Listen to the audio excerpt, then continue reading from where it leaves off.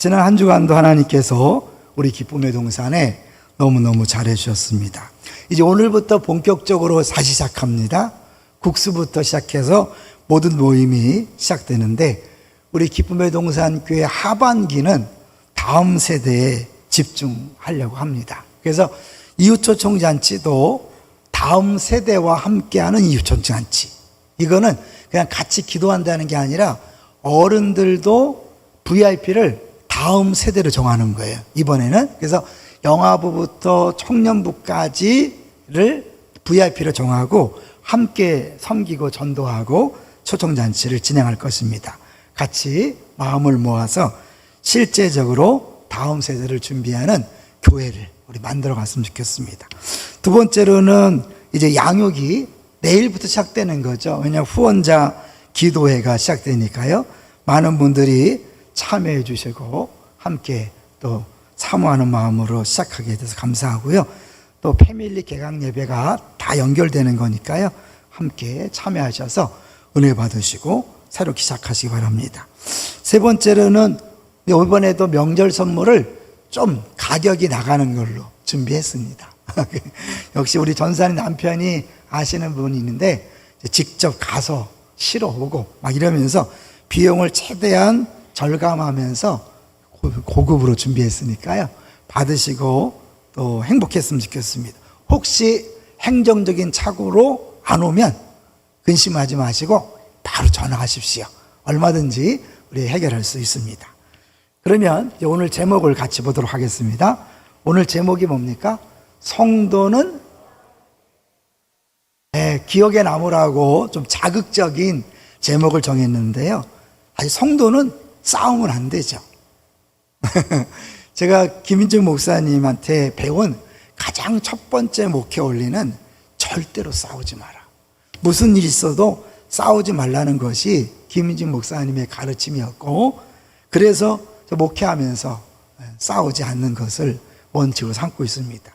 그런데 왜 싸움을 이야기할까요? 네, 다른 종류의 싸움이죠. 이 싸움과 관계된, 특별히 또 하나님의 음성에 순종한다는 차원의 내용을 한번, 역사적인 사건을 같이 한번 보려고 그래요. 예수 이름으로 명하노니 싸움을 멈춰라고 외쳤던 사람이 있었어요. 한번 보여주세요. 이제 이미 콘스탄틴 대제가 기독교를 공인했기 때문에, 빨리 보여주세요. 공인했기 때문에 이제 기독교 국가가 됐음에도 불구하고 여전히 이 검투사들의 싸움이 있었어요. 근데 이때 그 텔레마쿠스라는 분이 있었는데, 이 사람이 혼자 수도원에서 기도하다가 하나님이 세상에 가서 복음을 전하라 라고 이렇게 말씀하시는 걸 듣고는 로마로 갔죠. 네, 로마에 갔는데, 그 다음 로마로 갔는데, 그때 어떤 장군의 개선을 축하하기 위해서 축전이 열리고 사람들이 원형극장으로 들어가고 있었어요.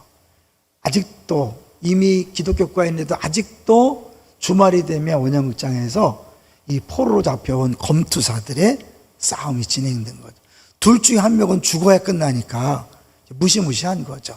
근데 사람들은 그 잔인한 칼싸움을 보면서 쾌감을 느꼈던 거죠. 이분이 수도사도 함께, 사람들과 함께 들어가서 다음 보여서 넘어가서 이제 빵빠라가 울리고 막 싸우는 것을 보면서 서서히 경기장 안으로 들어갔어요. 그리고 마음속으로 이렇게 생각했어요. 이것은 분명히 잘못된 일이다. 이것을 막으라고 하나님께서 나를 로마로 보내셨구나. 두 주먹을 불끈 쥐고 경기장 안으로 들어간 거예요. 그리고 온 힘을 다해서 큰 소리로 외쳤습니다. 다 같이 한번 읽어볼까요? 시작. 예수 그리스도의 이름으로 명하노니 이 싸움을 즉시 멈춰라. 이렇게 막 뛰어들어가서 하니까 빨리 넘기세요. 그러니까 사람들이 처음에 웃었어요. 왜냐하면 늙은 수도사 복장을 한 어릿강대를 일부러 집어넣어서 재밌게 하려는 걸 알았죠. 근데 실제로 두 컴투사 사이에 들어가서 그 싸움을 막으니까 사람들이 막 야유를 보내기 시작했어요. 큰 소리로 외쳤어요. 예수 그리스도의 이름으로 명하노니 이 싸움을 멈춰라. 그 경기를 진행하던 주의관이 두 검투사 가운데 한 사람에게 죽이라고 사인을 했어요. 그래서 번쩍이는 칼과 함께 텔레마쿠스는 피를 흘리면서 그 자리에 쓰러졌어요. 근데 이 사람이 숨이 멈춰지기까지, 진짜 죽을 때까지 계속해서 외쳤어요. 예수 그리스도의 이름으로 명하노니 이 싸움을 멈춰라. 어떻게 됐을까요? 자, 요건 읽어주세요. 시간이 지나며 주변은 갑자기 숙연해졌다. 황제 호로니우스는 그 자리에서 조용히 일어났다. 그리고 말없이 경기장 밖으로 퇴장했다. 그의 뒤를 따라서 다른 사람들도 한 사람씩 두 사람씩 그 자리를 떠났다. 나중에는 두 검투사들마저도 고개를 푹 숙인 채 퇴장했다. 주후 391년에 있었던 사건이었다. 이 사건을 계기로 로마에서는 더 이상 검투사들의 경기가 열리지 않았다고 한다. 평화의 왕 예수 그리스도를 외쳤던 텔레마쿠스의 외침과 그의 희생적인 죽음이 그 잔인한 경기를 종식시킨 것이다. 한 사람이 하나님의 뜻에 순종했을 때 그 로마의 수백 년 동안 진행되어 왔던 검투사 경기가 종식된 거죠. 성령에게 순종했을 때 나타나는 놀라운 일을 보여주는 동시에 이런 싸움은 절대로 우리 사이에 없어야죠. 그런데 하나님은 예수 그리스도의 이름으로 우리에게 싸우라고 말씀하시는 게 있어요. 그게 뭘까요? 이름하여 영적인 싸움이죠. 오늘 본문을 보시면 두 가지가 싸운다 그러죠. 우리 16절을 같이 읽어보겠습니다. 15장 16절 시작. 내가 이르노니 너희는 성령을 따라 행하라. 그리하면 육체의 욕심을 이루지 아니하리라. 17절까지 육체의 육체의 소욕은 성령을 거스리고 성령은 육체를 거스르나니 이 둘이 서로 대적함으로 너희가 원하는 것을 하지 못하게 하려 함이니라. 두 개가 싸운다는 거죠. 육체의 소욕과 성령이 서로 싸우는데 문제는 원하는 것을 하지 못한다. 우리가 원하는 게 뭘까요? 예수 믿는 사람이 원하는 게 뭘까요? 좀 이따 얘기하고요. 로마서를 한번 가보겠습니다. 이 싸움이 보통 약한 사람의 싸움이 아니라 모든 그리스도인이 경험하는 거기 때문에 바울 사도가 자기의 경험을 가지고 로마서에서 이렇게 고백합니다. 7장 15절부터 천천히 한번 읽어보겠습니다. 시작. 내가 행하는 것을 내가 알지 못하노니 곧 내가 원하는 것은 행하지 아니하고 도리어 미워하는 것을 행함이라. 네, 원하는 걸 하지 못하고 미워하는 걸 행한대. 계속. 만일 내가 원하지 아니하는 그것을 행하면 내가 이로써 율법이 선한 것을 시인하노니. 17절. 이제는 그것을 행하는 자가 내가 아니요 내 속에 거하는 죄니라. 네, 내가 아니라 내 속에 거하는 죄라. 18절. 내 속 곧 내 육신에 선한 것이 거하지 아니하는 줄을 아노니 원함은 내게 있으나 선을 행하는 것은 없노라. 19절.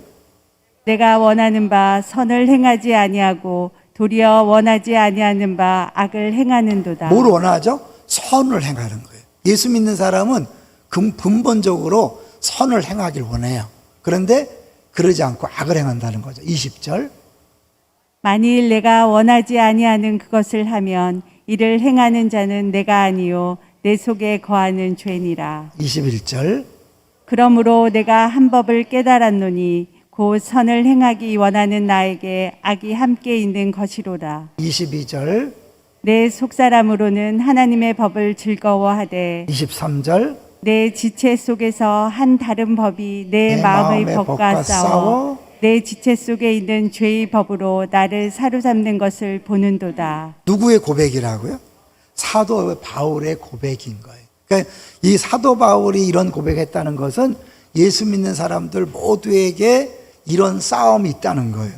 근데 이 싸움을 우리가 피하지 않고 계속해서 해야 돼요. 그렇기 때문에 그래야 우리들이 성장하는데 마귀는 어떻게 하든지 이 싸움을 회피하도록 적당히 살도록 그렇게 유혹하는 거죠. 그래서 이 마귀의 전략 7가지를 한번 보려고 그래요. 사단이 7개의 전략을 쓴대요. 우리가 싸우지 않도록, 그래서 성장하지 못하도록 7가지 덫을 사용한다는 거죠. 5번입니다. 사탄은 인간을 파탄시킬 때 대수롭지 않게 여기게 하는 7가지 덫이 있어요. 그러니까 죄에 자연스럽게 지게 하는 거죠. 1번, 누구나 하는 것인데 내가 했다고 죄가 될까? 그 다음 읽어주세요. 누구나 이렇게 사는데 뭘이라는 말입니다. 성경은 우리에게 좁은 문으로 들어갈 것을 강조합니다. 좁은 문은 군중에 휩쓸리지 않는 삶을 뜻합니다. 인생은 한순간의 결단에 의해 성패가 갈립니다. 바른 결단은 성공의 절반입니다. 네, 싸우지 않고 그냥 사람들이 하는 대로 다 그렇잖아.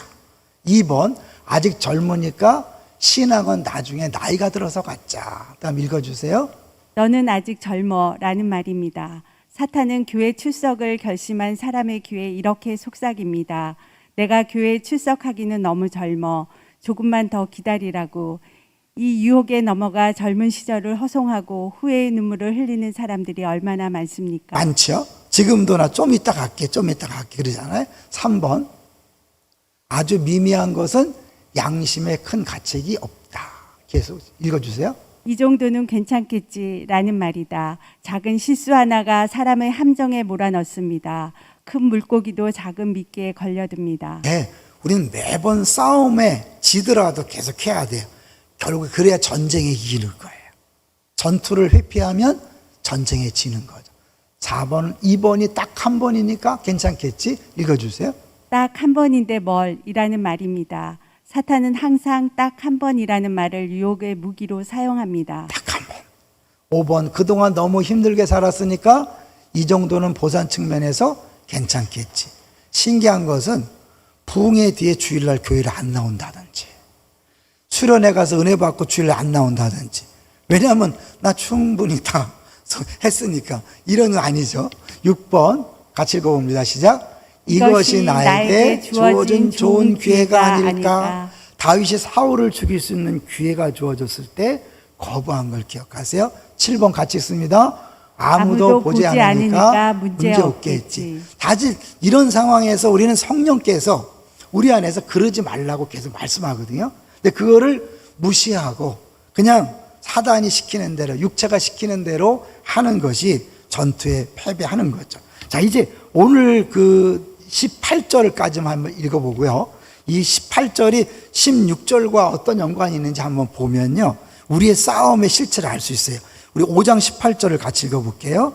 시작. 너희가 많이 성령의 인도하시는 바가 되면 율법 아래에 있지 아니하리라. 이게 좀 어려운 말이지만 굉장히 중요한 게요, 16절과 18절을 AP. 그러니까 16절 앞부분과 18절 앞부분이 같은 내용이고 16절 뒷부분과 18절 뒷부분이 같은 내용이에요. 자, 볼게요.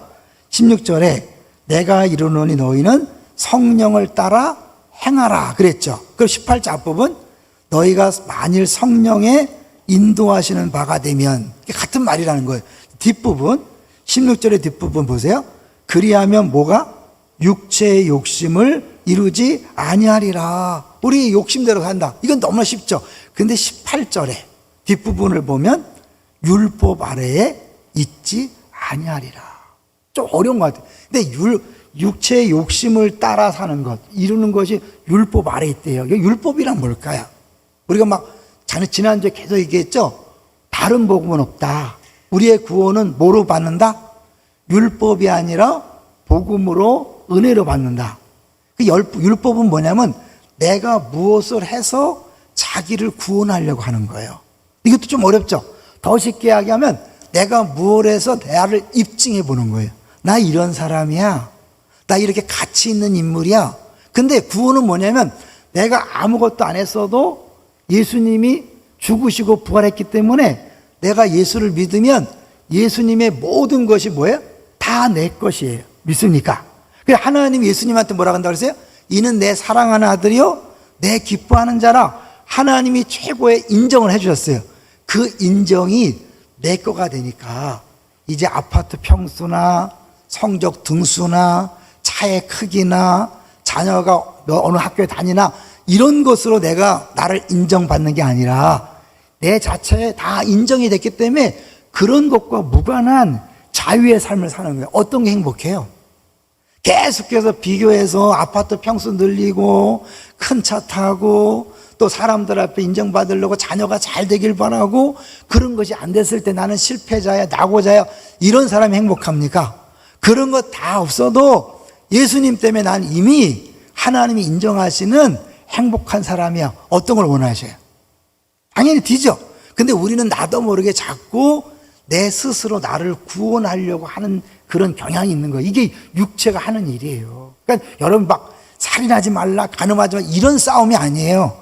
예수 믿는 사람들 하는 싸움은 예수님에 대한 그거를 해서 십자가 은혜로 구원받은 것을 계속 믿고 가느냐, 아니면 그것 말고 율법, 쉽게 얘기하면 학력, 재산, 자녀의 잘됨, 아파트 이런 걸 통해서 나 이런 사람이야 라고 입증함으로 구원받으려고 하는 것, 요 두 개의 싸움인 거예요. 요걸 알아야 진짜 성장하는데 이걸 모르니까 10년이 되고 20년이 되고 똑같아.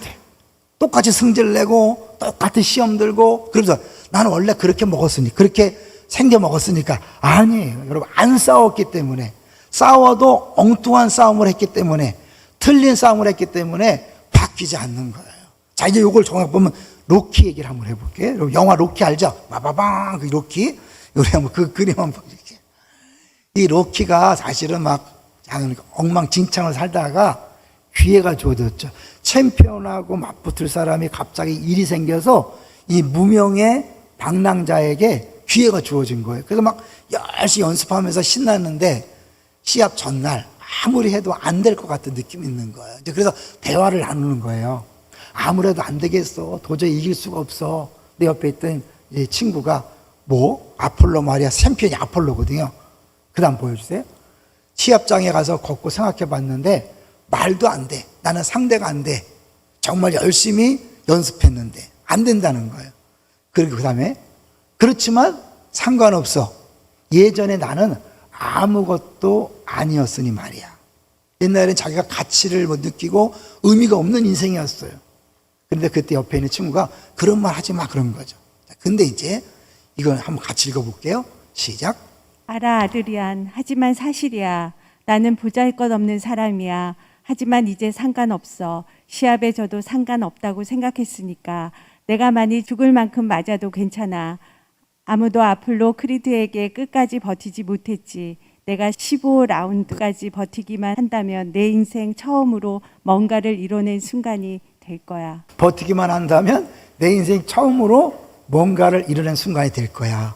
그러니까 뭐냐면 자기가 15라운드까지 박살이 나도 버티면 나는 괜찮은 사람이라고 사람들이 인정할 거야. 이게 믿지 않는 사람 세계에서는 굉장히 의미가 있지만 믿는 사람에게는 정말 어리석은 짓인 거예요. 왜요? 우리는 이미 예수님 때문에 인정받았고 가치 있는 인생이 되었는데 아직도 뭔가 다른 것으로 내가 어떤 사람인가를 입증하려고 애쓰는 것이 이 로키가 보여주는 현대인의 삶인 거예요. 여러분은 어떠세요? 여러분도 여러분의 행위로 여러분이 누군가를 입증하기를 원하지 않습니까? 오늘 부부싸움 했어요, 안 했어요? 지난 한 주 동안 했어요, 안 했어요? 했다면 여러분은 또 자기를 입증하려고 했기 때문에 싸우는 거예요. 입증할 필요가 없는 사람은 싸울 필요가 없어요. 왜 싸웠어요? 내 말이 맞다는 거잖아요. 맞고 안 맞고가 뭐가 이렇게 중요해요? 부부가 싸우면 애들이 스트레스를 받는데 교회나 가정이나 맞고 안 맞고가 중요한 게 아니잖아요. 근데 우리는 어때요? 끊임없이 맞고 안 맞고 해요. 옳고 그름에 싸워요. 왜? 내가 옳은 사람임을 입증해야 되니까. 인간은요, 죄를 졌을 때 두 가지 감정이 왔다 그랬죠. 뭐예요? 두려움과 부끄러움이 왔어요.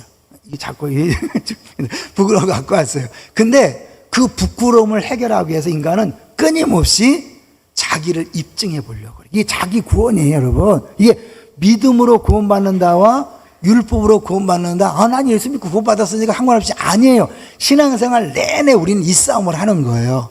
예수님이 은혜로 다 구원해 줬는데 우리는 그거 말고 또 다른 이 나를 입증해서 나를 증명해서 내가 괜찮은 사람이야, 나 훌륭한 사람이야 라는 걸 입증해 보는 게 자기 구원의 방법이라는 거예요. 그래서 7번을 보여주세요.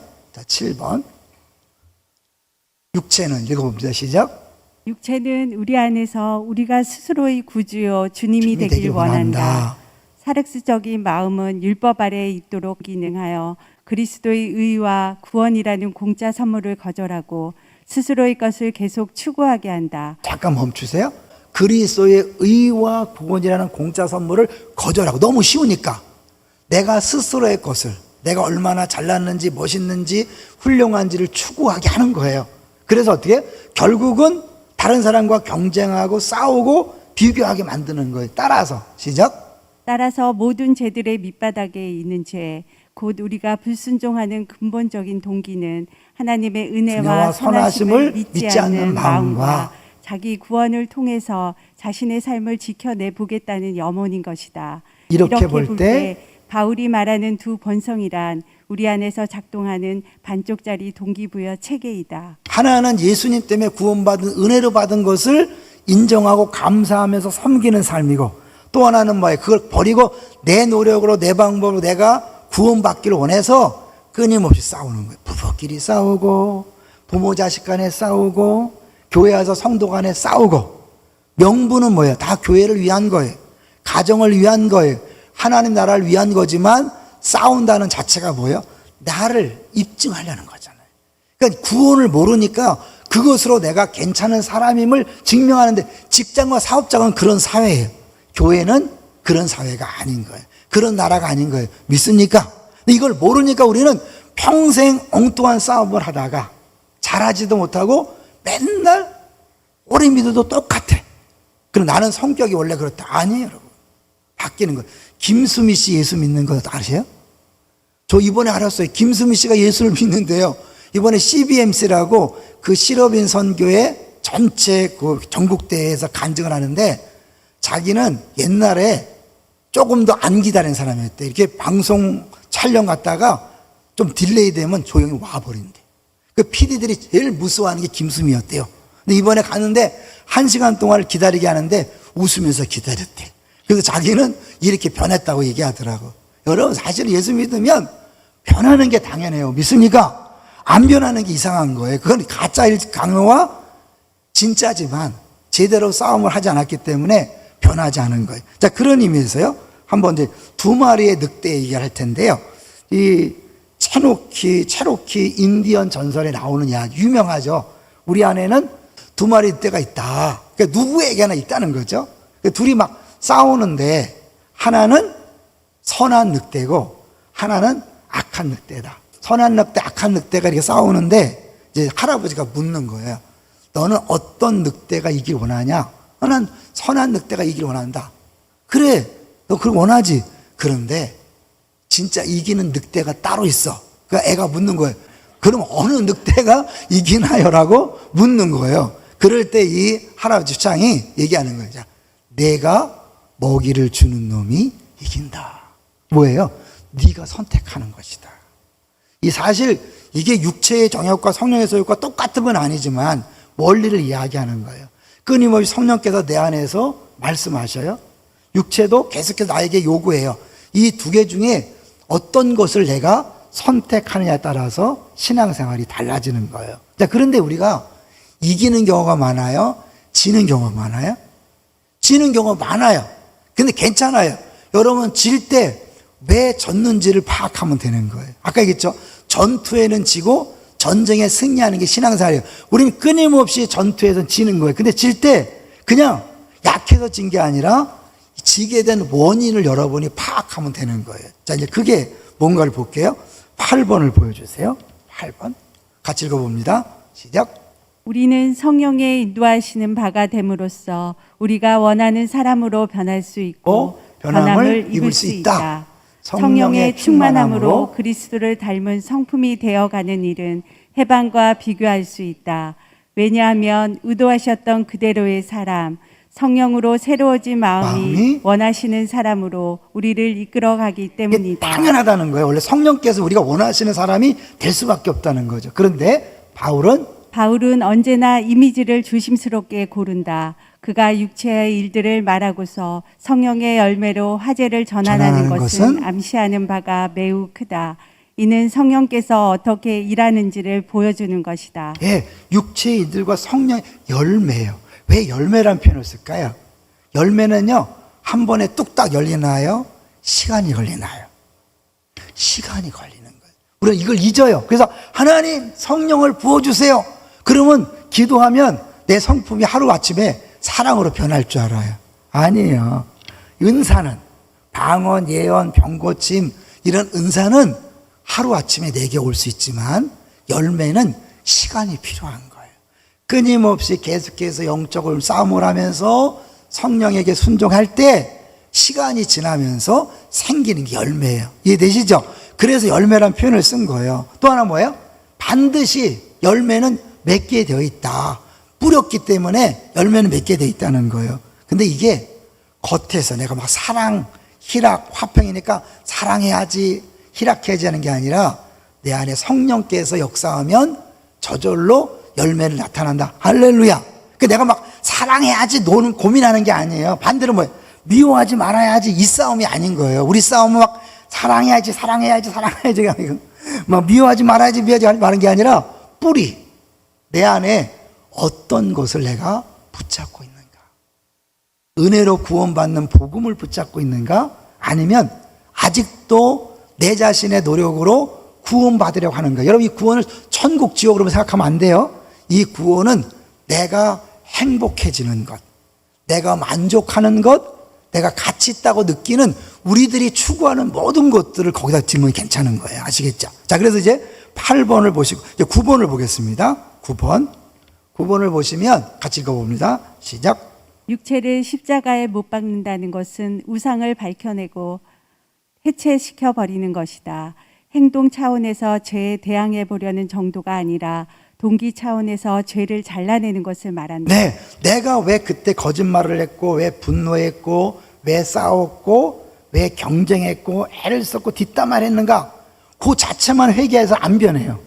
하나님, 나 다시는 뒷담 안 하게 해주세요. 다시는 화내지 않게 해주세요. 또 화내거든요. 그게 아니라 내가 왜 화를 냈는지, 왜 뒷담화를 했는지 알고 보면 내 안에 내가 붙잡고 있는 게 있어요. 사람은 저렇게 살아야지, 저 정도는 갖고 있어야지, 사랑은 이렇게 인정받아야지, 그런 것들 때문에 그것이 대상에 따라서 나타났을 뿐이에요. 자, 그럼 읽어볼게요. 우리 삶에서 시작. 우리 삶에서 일어나는 진정한 변화는 우리가 개인의 죄된 본성에서 비롯된 우상과 욕망인 정욕을 분별하는 작업이 필요하다. 단지 무엇을 잘못하고 있는지가 아니라 왜 그것을 잘못 행하고 있는지를 물어야 한다. 우리는 반드시 있어야 한다고 여기는 것을 얻기 위해 하나님께 불순종한다. 네, 반드시 있어야 한다. 화내지 않아야 되는 거 다 알거든요. 왜 화를 내냐면 그때 내 자존심을 건드렸잖아요. 그게 뭐예요? 난 자존심은 반드시 지켜야 된다고 생각하기 때문에 못 견디는 거예요. 왜 자존심 필요하죠? 이미 예수 믿고 인정받았는데, 그걸 모르니까 우리는 그냥 단순히 상대방이 말을 잘못해서 행동을 잘못해서 화낸 것처럼 보이지만 내 안에 다른 것을 붙잡고 있다는 거예요. 자, 계속해서 시작. 이것이 과도한 욕망이다. 왜 그것을 가져야 하는가? 율법 아래 있기 위한 방법이기 때문이다. 그것이 우리를 인증해 줄 것이라고 믿는 거예요. 것이다. 인증해 주는 거예요. 여러분, 부부가 평생 후회하며 사시는 분들 많죠. 아, 그때 이놈이 아니라 그 남자를 만났어야 되는. 그렇죠? 왜요? 왜냐하면 내가 지금 생각할 때 행복한 결혼 생활, 행복한 가정은 최소 이 나이에 아파트 평수 몇 평, 자동차는 어떤 거, 애들은 어느 정도는 있어야 행복이라고 믿는 거잖아요. 근데 이 남편이 못 해주니까 내가 평생 후회하는 거죠. 근데 여러분, 요거는 뭐예요? 이 남편을 후회해봐야 평생 해결이 안 돼요. 내가 그런 것이 아니라 예수님을 믿는다는 것, 예수님이 갖고 있는 하나님 나라 전체가 내 것이 되었다는 자부심이 딱 들어왔을 때 그런 아파트 평수나 자동차나 애들이 어느 학교 갔냐 이런 것에 흔들리지 않는 거예요. 이게 행복 아닐까요? 여러분, 예수 믿는 사람이 끊임없이 그런 것을 가지고 행복을 추구하잖아요. 그러면 아무리 기도 소용도 없고 평생 후회하고 성질내며 살아가는 거예요. 여러분, 바뀌어진 존재라는 걸 기억하시기 바랍니다. 내가 예수 그리스도를 통해서 구원받았다는 것은 내 행위나 노력이나 조건이 아니라, 그런 부가 아니라, 명예가 아니라 예수님의 죽으심, 그것 때문에 죄가 해결됐고 예수님의 가진 모든 것들이 내 것이 된 거예요. 상속자가 되었잖아요. 할렐루야. 이걸 딱 믿는 사람이기 때문에 율법, 조건, 행위들, 공로들 상관없는 거예요. 이래 사람이 변하지 않을까요? 내가 막 시기하지 말아야지, 질투하지 마라. 여러분, 내 안에 그게 안 바뀌면 시기 질투가 끊임없이 일어난다니까요. 내가 사람 무시하지 말아야지, 똑같이 대해야지요. 내가 그게 안 바뀌면 함부로 무시하게 돼 있어요. 자, 그게 뭐냐면 우리가 읽지 않았지만 우리 25절 26절 잘 보세요. 이게 성령으로 사는 사람하고 육체로 사는 사람이 딱 나타나요. 자, 25절 26절 시작. 만일 우리가 성령으로 살면 또한 성령으로 행할지니 26절 헛된 영광을 구하여 서로 노엽게 하거나 서로 투기하지 말지니라. 25절은 성령으로 사는 것이고 26절은 육체로 사는 거예요. 헛된 영광을 구하여, 하나님이 받아야 될 영광을 자기가 구원자가 되는 거잖아요. 했을 때 나보다 약한 사람에게는 어떻게 해요? 노엽게 하는 거예요. 함부로 말하고 째려보고 위아래 훑어보면서 아유 천한 것 뭐 이렇게 한 거. 그래서 상대방을 막 눌러서 내가 은밀기사를 하는 거예요. 자기를 그렇게 입증하는 거예요. 반대로는 뭐예요? 너무 센 사람은 어떻게 해요? 내가 못 누르니까 뒤에서 뒷담화 막 하면서 시기 질투하는 거예요. 둘 중에 하나예요. 이거는 내가 투기하지 말아야지, 질투하지 말아야지 이런다고 되는 게 아니에요. 내가 막 무시하지 말아야지, 똑같이 대야지 이렇게 되는 게 아니에요. 안에 근본적으로 내 안에 진정한 구원의 만족, 기쁨이 없으니까 그런 것으로 비교함으로 모든 조건으로 하다 보니까 끊임없이 그런 거예요. 그러니까 사람이 예수 믿으면 시간이 지날수록 더 부드러워져야 되고 웃음이 많아야 되는데 어떻게 해요? 갈수록 더 험악해져. 이것들이 그래서 김영희 교수 목사님 이것들이 막 나를 기분 나쁘게 한다 그래서 자꾸 승질내다 보니까 이 꼴이 내려가는 거잖아요. 올라가야 되는 거예요. 그래서 예수를 한 10년 20년 믿으면 얼굴이 점점 더 천사로 변해야 되는데 수십 년 믿었는데 죄송하지만 마귀 사촌 같은 분들이 있잖아요. 그냥 엉뚱한 사람, 그럼 난 신앙을 그렇게 열심히 했다는 거야. 근데 그거 막 죄 안 지려고 시기 질투 안 하려고 애를 써서 막 새벽마다 기도하는 거야. 하나님 시기하지 않게 해주세요, 질투하지 않게 해주세요. 근데 또 그래. 왜? 그거 되는 게 아니에요. 뿌리를 봐야 돼, 뿌리. 그래서 내가 이미 예수로 말미암아 받은 것들을 깨닫고 누리면서 이제 그런 것들이 우습게 여겨져야 되는 거죠. 그래서 이제 이 갈라디아서 5장 24절에 나오는 내용을 한번 보고요. 갈라디아서 2장 20절과의 내용과 비교할 거예요. 5장 24절 읽겠습니다. 시작. 그리스도 예수의 사람들은 육체와 함께 그 정욕과 탐심을 십자가에 못 박았느니라. 요거는 계속해서 우리가 못 박는 작업이에요. 갈라디아서 2장 20절 내가 그리스도와 함께 십자가에 못 박혔나니 이건 내 의지와 상관없이 예수 믿을 때 못 박혀진 거예요. 근데 요거는 뭐냐면 24절은 내가 매 순간마다 죄를 질 때 내가 졌잖아요. 왜 졌는가를 보는 거죠. 사실 우리들이 양육을 하다 보면 상처 얘기를 하잖아요. 그냥 똑같지 않아요, 사람들이. 어떤 사람은 돈에 약해요. 어떤 사람은 건강에 약해요. 왜냐하면 내가 자란 가정이나 부모나 환경이 돈 때문에 힘든 사람은 돈에 약해요. 그래서 이 돈이 나의 구세주가 되는 거예요. 그러니까 돈만 나오면 견디질 못해. 하나님, 예수님 다 필요 없어. 돈이 중요한 거예요. 요것이 여러분 찾아내야 돼요. 내가 돈이 구세주였구나. 돈을 십자가에 못 박아야 돼. 깨달아져야 돼요. 어떤 사람은 어떻게? 건강 염려증. 왜? 우리 엄마 아빠가 일찍 돌아가셨다. 그러니까 이 건강 때문에 신앙 그런 건 떠나서 물론 기도하지만 오로지 건강. 이것도 여러분 예수 안에서 못 박아야 될 내용인 거예요. 그리고 어릴 때 많이 무시당해서 우리 애들 출세해야 된다. 좋은 대학 가야 돼.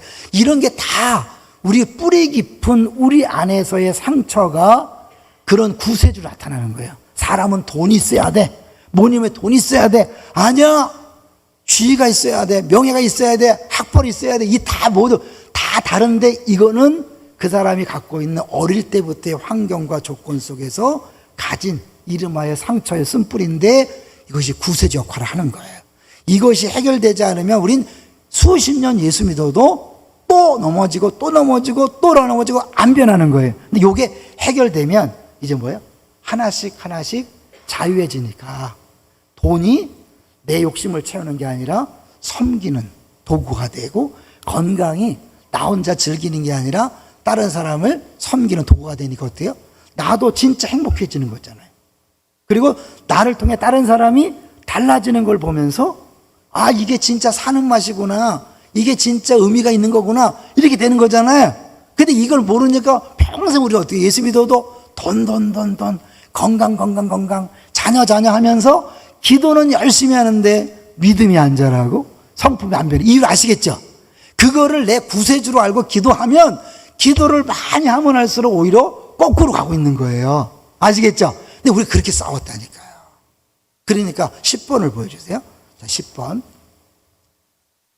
읽어주세요. 시작. 바울은 죄를 무조건 거부하라고 말하지 않는다. 우리의 육체는 어떤 식으로든 율법 아래 살기를 간절히 바란다. 왜요? 그것이 조건이 되어서 나를 의미 있게 만드니까. 그 다음에 본능적으로 자력 구원의 형식을 찾아내려 한다. 잘못된 행위에 도살인 동기들을 살펴보지 않고 무조건 거부하는 것은 오히려 스스로 의로워지려는 또 하나의 다른 방식이 될 수 있다. 무시무시한 거야. 나는 죄를 안 질 거야 하는 게 뭐야? 난 이 죄를 안 져서 괜찮은 사람이라고 하다 보니까 너무 힘든 거야. 막 이를 악물고 참으니까 이빨 상하고, 죄송하죠? 그리고 막 얼굴에 막 인상이 세지는, 왜? 죄를 이기려고 애를 쓰다 보니까. 아니에요, 여러분. 죄를 이길 애를 쓰는 게 아니라 뿌리를 제거하면 그렇게 싸울 필요가 없어요. 그 다음에요, 시작. 경건치 못한 자세와 행동을 거부하는 것으로 자신의 의를 내세우려 하기 때문이다. 적극적으로 죄된 본성을 못 받기 위해 이렇게 말해야 한다. 다 같이 읽겠습니다. 시작. 주님, 제 마음은 이것이 반드시 필요하고 없으면 나는 무가치하다고 합니다. 이것이 제 가짜 구주입니다.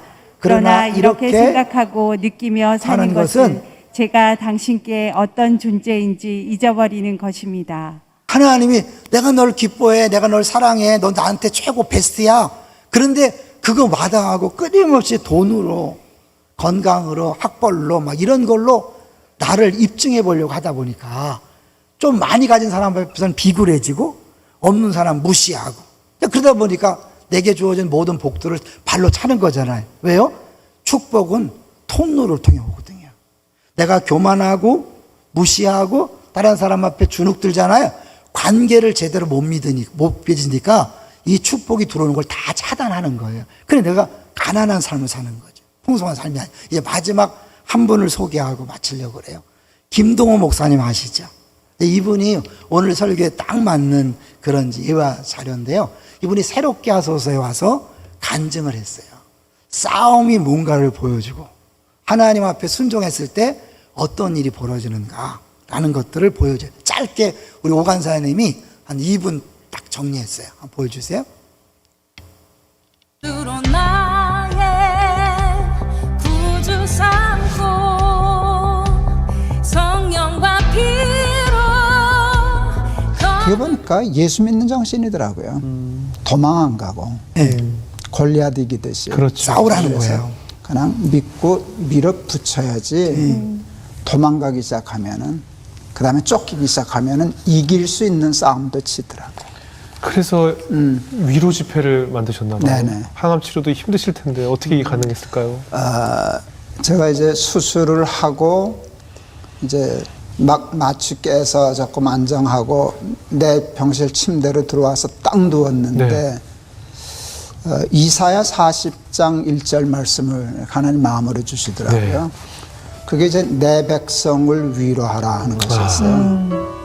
기가 막히더라고요. 누가 누구를 위로한다고. 네네. 내가 죽게 생겼는데. 그런데 내 백성을 하는데 그게 이렇게 가슴이 찡하더라고요. 하나님이 얼마나 마음이 아프시면 이렇게 나처럼 나보다 더 심하게 있는 사람들이 하면 너도 이제 겪어봤으니까 내 마음 알겠지, 저들 마음 알겠지, 네가 하면 위로할 수 있어. 이제 그래서 그래야 되겠다. 그걸 제 나름대로 이제 나이 70의 소명, 새 소명으로 받은 거죠. 내 백성을 위로하라. 그래서 뭘 하면 좋을까 하고 생각한 게 이제 날기새 유튜브 방송. 네. 그 첫날 찍은 방송은요, 그때 항암이 가장 힘들 때여서 제가 이렇게 앉아 있을 수가 없는 때였어요. 힘이 없어서. 여러분 안녕하십니까, 김동호 목사입니다. 드디어 마침내 유튜브 날마다 기막힌 새벽 방송이 시작되었습니다. 네, 저는 이때 사정을 잘 아는데요. 김윤중 목사님 친하기 때문에 저분이 저거 한다 그럴 때 김윤중 목사님부터 말렸어요. 지금 아픈데 그거 더 신경 쓰다가 더 아프면 어떡하냐. 근데 김동호 목사님이 순종했죠. 이게 싸움인 거예요.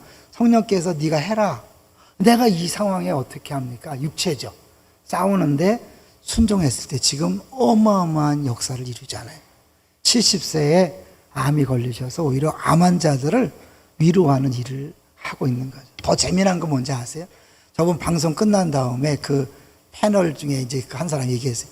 목사님 옛날에 볼 때는 집에 가서도 절대로 웃지 않을 얼굴이다. 그랬대요.